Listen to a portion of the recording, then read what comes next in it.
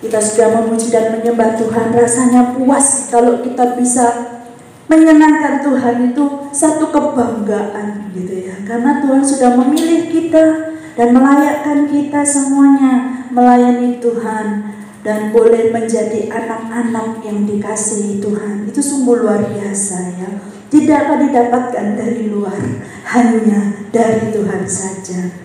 Puji Tuhan kalau kita boleh bersama-sama belajar. Mari kita akan belajar. Kita seringkali mengatakan penyertaan-Mu sempurna, rancangan-Mu penuh damai, aman dan sejahtera, walau di tengah badai. Ingin ku selalu bersama, rasakan keindahan. Wow, haleluya. Arti kehadiran-Mu Tuhan. Kehadiran Tuhan sudah ada di dalam hati kita. Hidup kita dipimpin oleh Roh Kudus, dan itu sangat penting. Karena tanpa Roh Kudus memimpin kita, Tuhan bilang apa? Di luar aku, kamu tidak bisa berbuat apa-apa. Ya, mari kita awali pembacaan firman Tuhan. Kita baca bersama-sama di dalam Mazmur 22 ayat 4. Mazmur 22 ayat 4. Yuk, kalau sudah ketemu, kita baca bersama-sama. 2, 3. Padahal Engkaulah yang kudus, yang bersemayam di atas puji-pujian orang Israel. Sekali lagi, 2, 3.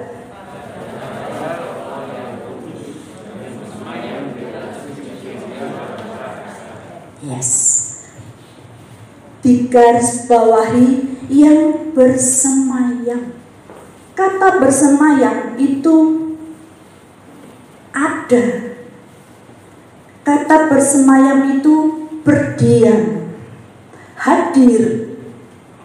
Ya, jadi selama kita memuji Tuhan, selama kita menyembah Tuhan, Tuhan hadir, Tuhan ada dan bersemayam. Bersemayam itu tinggal, jadi enggak keluar masuk, tinggal tuh enggak pulang, ya kan? Tinggal itu enggak pergi, tinggal di dalam puji-pujian umatnya. Kita adalah umat-umat yang dikasihi Tuhan. Kita umat yang dipilih oleh Tuhan, karena kita mengasihi Dia, dan Tuhan lebih-lebih lagi mengasihi kita. Oleh sebab itu Tuhan mau tinggal. Dan kalau kita memuji Tuhan, kalau kita menyembah Tuhan, saya gak mau kehilangan kesempatan itu. Kesempatan itu terus saya lakukan, baik itu dimanapun saya berada. Saya nyanyi gendong putu, saudara. Saya nyanyinya pujian rohani, biar dia mendengar terus itu puji-pujian kepada Tuhan. Biar dia mengenal Allah yang benar. Ya, itu yang kita lakukan. Kemanapun kita melangkah, ada penyertaan Tuhan. Mengingat penyertaan Tuhan itu begitu penting. Bukan kamu itu jadi apa, bukan karena bisnismu apa, bukan karena pekerjaanmu apa, bahkan berdagang itu berbeda kalau disertai Tuhan.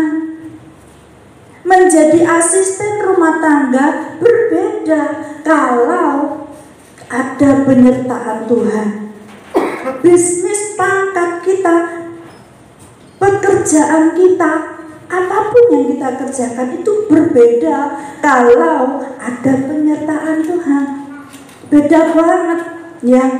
Bahkan seorang budak pun gak peduli ya. Zaman dulu yang namanya budak itu gak enak sekali, beda ya. Karena budak itu tidak mempunyai hak tuannya bilang A, ya A, dia nggak punya untuk ngomong B itu nggak ada, nggak punya hak gitu. Jadi kalau zaman dulu, kalau mau memilih budak itu diperlakukan seperti binatang, kepalanya tuh diketok-ketok gitu ya. Pengen tahu mungkin isi kepalanya tuh apa, otaknya seberapa gitu kali ya. Kadang-kadang disuruh coba angkat, gak kuat gelempang, ditendang. Itu budak. Nah, kita mau tahu ada seorang budak yang disertai Tuhan. Nah, ini dia beda. Yaitu contohnya ya, Yusuf. Ya. Yusuf itu dijual dan dibeli oleh Potifar. Hidupnya Yusuf itu gak ada enak-enaknya, tetapi dia disertai Tuhan. Ini bedanya ya. Coba kita baca Kejadian 39 ayat 5. Mari kita belajar ini, kita serius ya. Kita dengar kebenaran firman Tuhan agar kita mengerti, supaya apa yang kita lakukan tuh tidak sia-sia gitu, supaya kita tidak bingung-bingung lagi. Kenapa sih aku begini begitu? Kenapa Tuhan izinkan ini terjadi? Jadi jangan sampai itu menjadi fokus kita. Ya, yuk baca dulu Kejadian 39 ayat 5. 2, 3. Sejak ia memberikan kuasa dalam rumahnya dan atas segala miliknya kepada Yusuf, Tuhan memberkati rumah orang Mesir itu karena Yusuf, sehingga berkat Tuhan ada atas segala miliknya, baik yang di rumah maupun yang di ladang. Ini bedanya.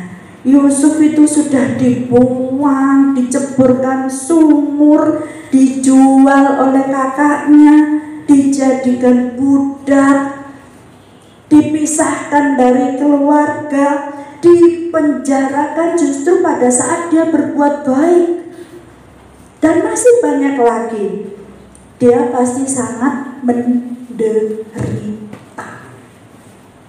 Namun tidak sepatah pun yang di dalam Alkitab dikatakan Yusuf mengeluh karena dia diperlakukan tidak adil dan sebagainya. Seakan gak ada hal buruk yang menimpanya, seolah semua baik-baik saja. Itu kok luar biasa ya. Makanya kita penting harus mempelajari mengapa Yusuf bisa seperti itu.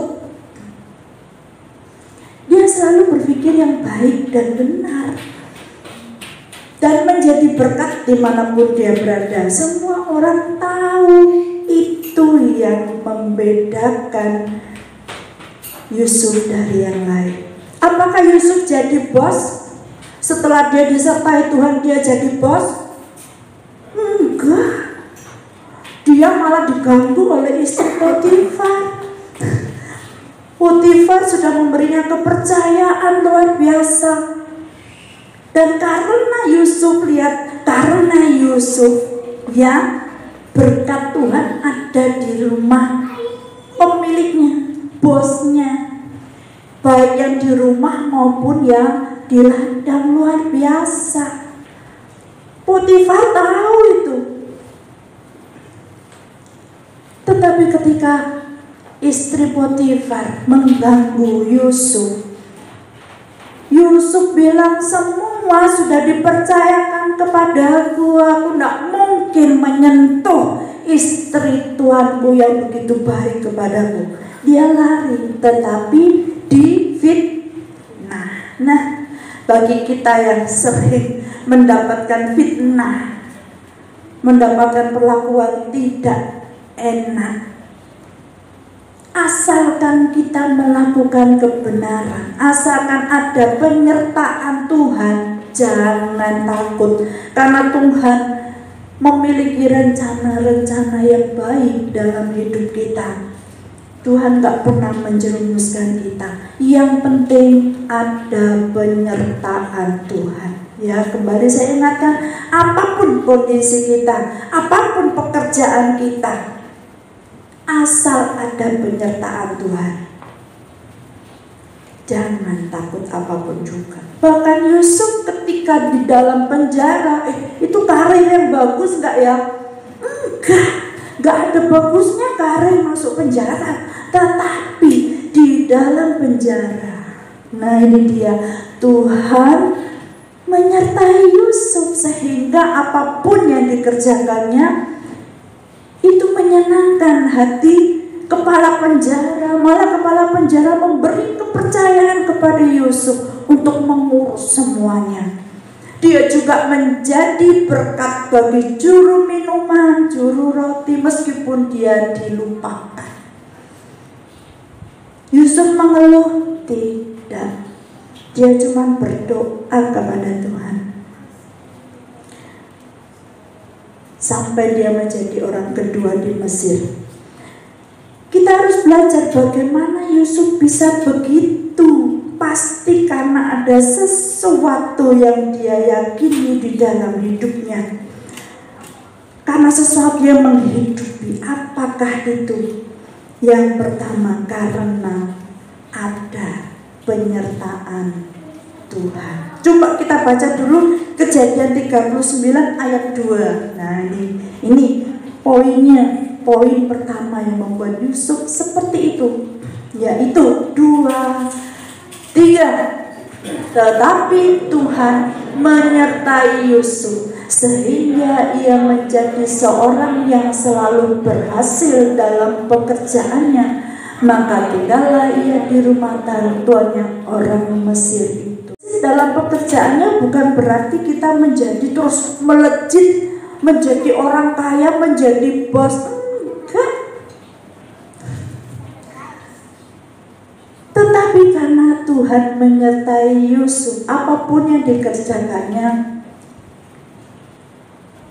menjadi berhasil. Walaupun keberhasilannya tidak diindahkan orang lain, dilupakan orang lain, tetapi Tuhan menyertai Yusuf. Yang pertama itu, penyertaan Tuhan itu yang paling penting. Yang kedua, karena Yusuf takut akan Tuhan. Meskipun dia diganggu oleh istri Potifar, dia tidak berbuat dosa. Dia tidak mau mencemari nama Tuhan dan hidupnya melakukan satu kesalahan yang fatal. Luar biasa. Ya, itu yang membuatnya. Karena dengan disertai Tuhan itu, meskipun dia tidak lepas dari niat jahat saudaranya, tidak menghindarkannya menjadi budak, tidak meluputkannya dari fitnah yang menyurutkannya ke penjara, tetapi disertai Tuhan itu membuat Yusuf itu tetap tenang, menjadi batu karang, jiwanya sentosa. Meskipun badai menerjang, menjadi kekuatan yang memampukannya memikul semuanya dan tetap bersuka cita meski bertubi-tubi masalah menimpanya. Itu. Jadi kita harus tahu kunci keberhasilannya Yusuf yang berkenan dan menyenangkan hati Tuhan. Takut akan Tuhan itu selalu ada dalam kehidupannya. Sekalipun kesempatan itu selalu ada. Saudaraku, bukan orang yang baik itu benar-benar baik, tak kasih tahu. Ada orang yang begitu baik, tidak pernah berbuat kesalahan. Teman saya punya teman, saya tuh sampai puji-puji dia. Kita sekelompok itu sempat ngomong, wah dia ini hebat ya, enggak pernah, maksudnya enggak pernah punya niat jahat dalam hatinya. Kita tuh sudah puji-puji seperti itu, sekali waktu dia diangkat dan memiliki satu kesempatan dengan keuangan. Ternyata setelah bertahun-tahun kita sama bos itu dipercayakan, gak pernah cuti, loh. Jadi kelihatannya dia tuh sangat rajin dia itu, gak pernah cuti, gak pernah terlambat, pulang kerja paling akhir, jempolan. Kita tuh semua bilang, kok bisa ya punya kok bisa ya seperti itu gitu ya. Satu kali diaudit, saudara, ternyata dia tuh pegang kasana pakai uang ratusan juta di sana. Kesempatan itu membuat orang matanya jadi hijau. Orang yang begitu baik, selama tidak ada kesempatan, baik, mau ada kesempatan mau berbuat apa? Kalau semua sudah diatur semua rupa, harus ini harus itu, ya tinggal kerjakan saja. Tapi begitu diberi kekuasaan, mata hijau, pikiran dari mata turun ke hati. Ini kalau tak pakai dulu gitu, gimana ya? Pakai dulu, akhirnya ya masuk penjara. Tetapi kalau itu membuatnya dia bertobat, tidak masalah. Setahu saya dengar dia di penjara juga dia melakukan membantu teman-temannya dan mau kembali. Jadi apa yang dia sudah tanamkan selama ini itu kembali.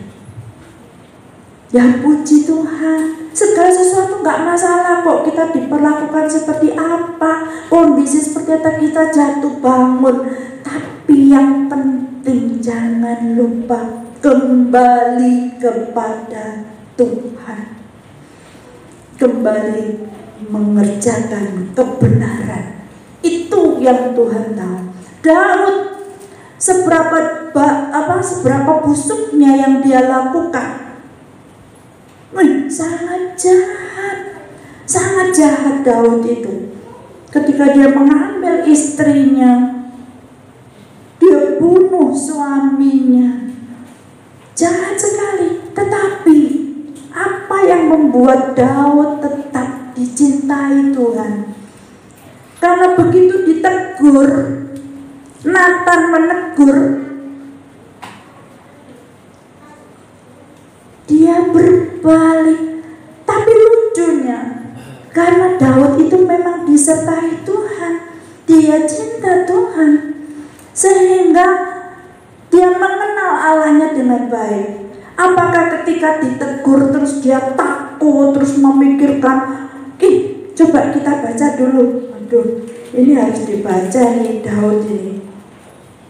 Itu konsekuensi dari yang Daud lakukan. Konsekuensinya yang diterima dikatakan bahwa pedang tidak akan menyingkir dari keturunanmu sampai selama-lamanya. Itu yang dikatakan oleh Nabi. Oh, 2 Samuel. Maaf nih, nulisnya saya salah. Coba 2 Samuel 12. Terima kasih Pak Sunonto. Nah ini konsekuensinya tuh begitu berat loh.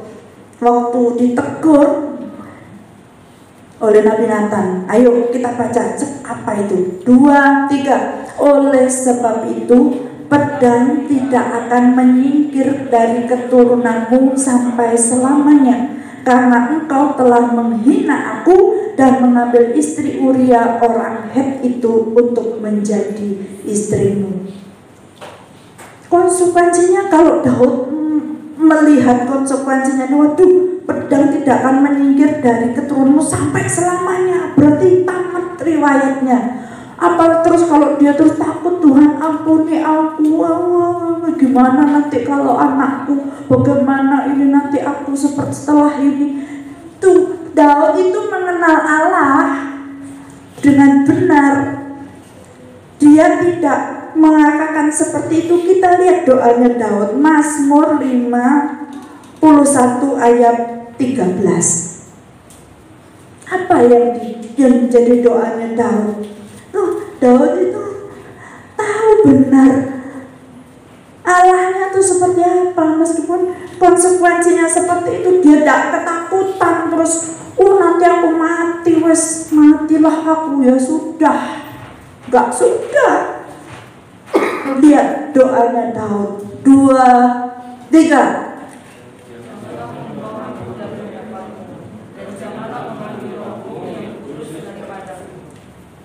Sekali lagi 2, 3. Janganlah membuang aku dari hadapanmu, dan janganlah mengambil rohmu yang kudus daripadaku.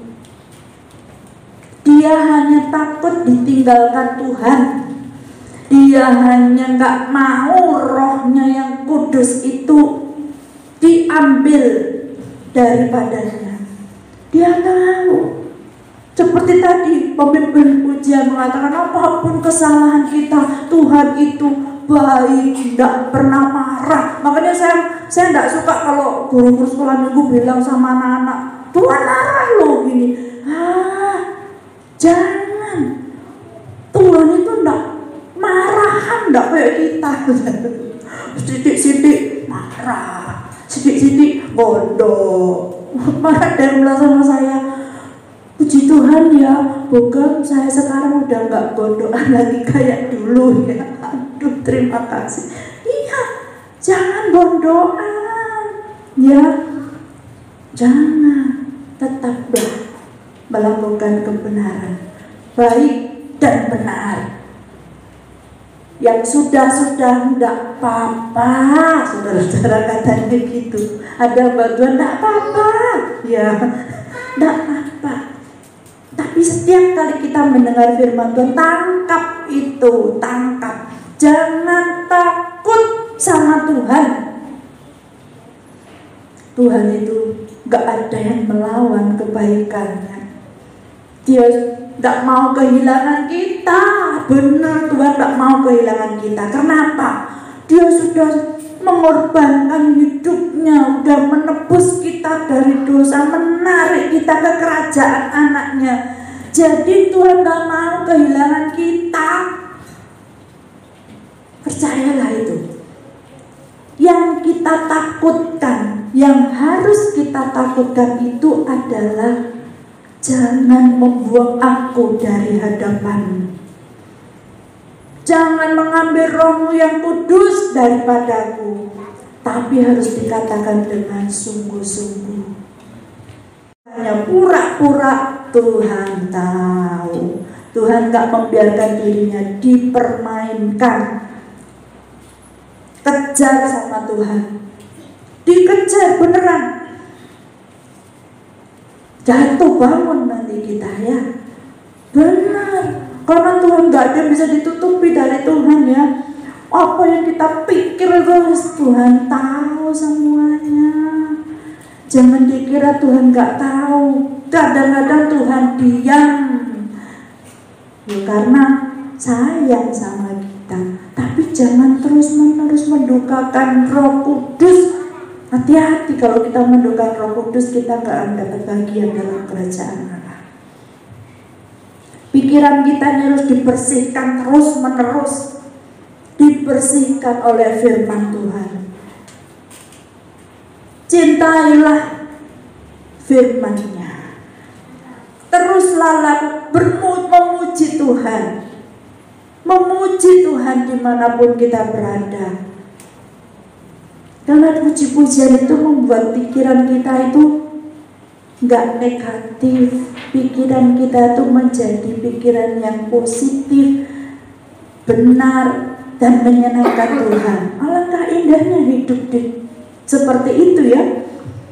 Saya mencintai hidup saya. Kemarin ya saudaraku, saya terus terang, kemarin saya cerita sama Kak Erna, Mungkin juga pernah saya saksikan, saya tuh diramal orang umur 25 tahun meninggal. Diramal seperti itu, saya persiapan. Diramal 25 meninggal, siap. Saya udah melakukan semua, tak selesaikan semua, kuliahnya selesai, tapi saya nggak ngomong sama siapa-siapa, hanya saya sendiri. Kalau memang terjadilah gua ya. Tapi berbuat baik, melakukan kebenaran, rajin beribadah, wah menggebu-gebu sama Tuhan, senang. Gak jadi saudara, kok mati, sekarang udah 50 lebih. Yang kedua, waktu di Bank Ekonomi ada teman saya tuh yang melihat garis tangan. Nah, lihat garis tangan, dan dia memang punya kelebihan, saya nggak tahu kelebihannya dari mana. Dia bilang, hati-hati loh, umurmu udah panjang gitu. Loh iya Taci, iya katanya. Loh kapan itu? Wah ya aku nggak tahu, tapi sebentar lagi katanya. Itu umur 30 lebih lah, hampir 40-an kayak gitu. Oh ya wes lah, memang saya ingatnya dulu bilang umur saya nggak panjang gitu. Nah terus ketemu lagi sama teman saya satunya lagi, saya cerita, waktu dia cerita, saya itu dulu bukan orang Kristen, saya kalau ke gereja katanya setengah jam saya sudah di gereja, karena saya belum Kristen waktu itu, saya tidak ngerti, tapi saya punya kelebihan katanya, dari papaku itu saya bisa melihat gitu. Nah katakan kalau setengah jam belum datang terus nggak ada apa-apa, dia ngomong-ngomong gitu. Terus ketika ada ibu-ibu, saya bilang, saya tahu, saya ditunjukkan gitu, kamu jangan ngambil suami orang gitu, itu kembalikan saja gini-gini. Kan sampai kaget tetangga. Iya tahu. Jadi setelah itu banyak orang datang minta diramal sama dia di gereja. Orang gereja tuh lucu ya, katanya setengah jam saya di sana tuh dikerumun, ya orang pengen tahu nasibnya bagaimana. Terus ini, ya orang gereja kayak gitu katanya. Kita enggak, itu di sana. Nah akhirnya ketika dia dengar firman, sering diajak temannya ke gereja, akhirnya mengerti, terus datang kepada pendeta. Pendeta bilang, peramal tidak akan masuk dalam kerajaan surga. Aku takut jadinya aku bertobat minta dilepaskan. Dulu aku itu mulai SD sampai SMA itu nilaiku 100 terus, aku juara terus. Bukan karena aku pinter, aku nggak pernah belajar, tapi karena aku tahu jawabannya itu sudah di sini. Jadi nilaiku bagus banget katanya, sampai aku beasiswa terus gitu. Nah tapi setelah itu dia bertobat. Cuma sekali waktu, mungkin kayak Bu Dewi ini juga loh, kadang-kadang bisa lihat loh. Kadang-kadang bisa lihat. Dulu pernah bikin satu sekolah pulang gara-gara dia melihat sesuatu. Tapi itu dulu ya. Tapi dia bilang, teman saya ini, tapi sekali waktu saya masih tetap bisa lihat katanya. Terus tapi saya ngomong sama pendeta, loh Pak Pendeta kok enggak dilepaskan, kok enggak dicabut gitu. Ya kalau memang Tuhan izinkan, kita kan sudah berdoa, sudah doa kelepasan, ya gunakan untuk yang baik, untuk kemuliaan Tuhan. Kalau Tuhan enggak mau bilang, enggak usah bilang apa-apa, sudah. Nah gitu. Nah terus jangan dia juga bilang, saya akan cerita dulu di Rama juga ini. Iya aku juga tahu katanya. Lu ternyata 3 orang yang bilang sama saya. Iya katanya. Tapi kamu masih dibutuhkan Tuhan Walar ya, yang penting kita siap lakukan yang terbaik. Ya, tidak apa-apa. Waktu itu waktunya Tuhan. Kapanpun kita dipanggil Tuhan, kita siap. Ya, tidak apa-apa. Kalau kita dikasih kesempatan, lakukan yang terbaik. Itu saja. Dia bilang, enggak ada yang mustahil bagi Tuhan, meskipun garis tangannya ini Tuhan enggak mau ambil, ya enggak, katanya gitu. Percaya aja sama Tuhan, malah dia yang menguatkan saya sekarang, karena dia sudah dalam Tuhan sungguh-sungguh, dan dia bilang, enggak usah takut, dan waktunya Tuhan. Ya, tidak ada yang ini. Nah, Daud tidak takut sama hukuman yang bakal diterima tuh. Dia bukan yang ditakutkan, bukan itu. Yang ditakutkan adalah jangan membuang aku dari hadapanmu, dan jangan mengambil rohmu yang kudus daripadaku.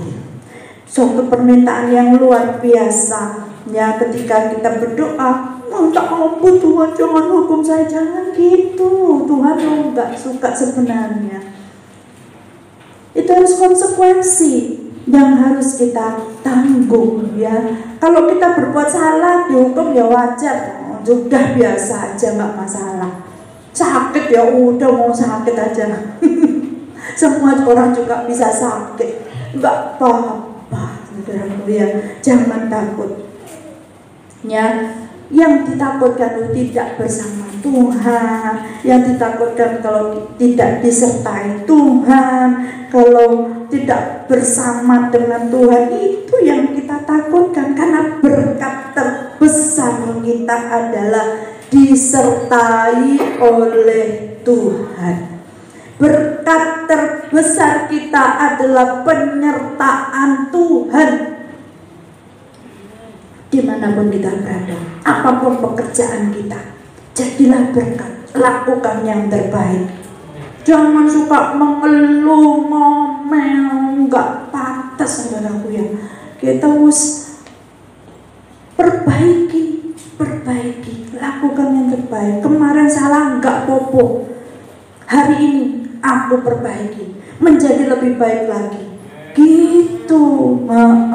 Tuhan itu baik, mengasihi kita benar-benar. Ingat Tuhan tak mau kehilangan kita, dan kita juga dan jangan mau kehilangan Tuhan. Di luar Tuhan kita tidak bisa berbuat apa-apa.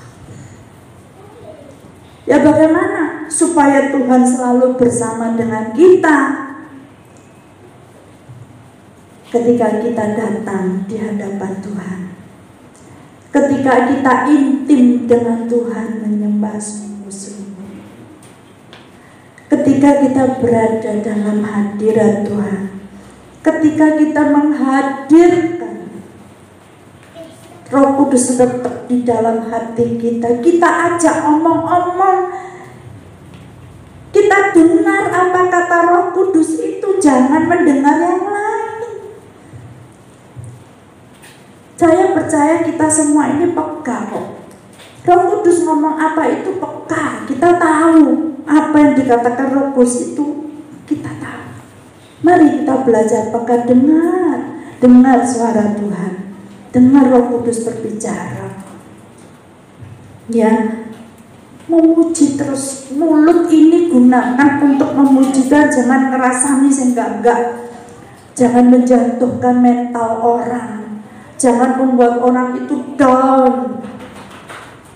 Apa yang kita katakan itu seringkali menyakiti. Ya, jaga mulut, lidah, bibir kita, jaga pendengaran kita, jaga mata kita, lakukan yang terbaik. Jangan mudah menyerah, jangan mudah sakit hati, jangan mudah gondokan, saudaraku ya. Kalau itu kita lakukan, kita akan mengalami blessingnya Tuhan itu. Masalah tetap ada, jangan khawatir. Masalahnya tetap muncul.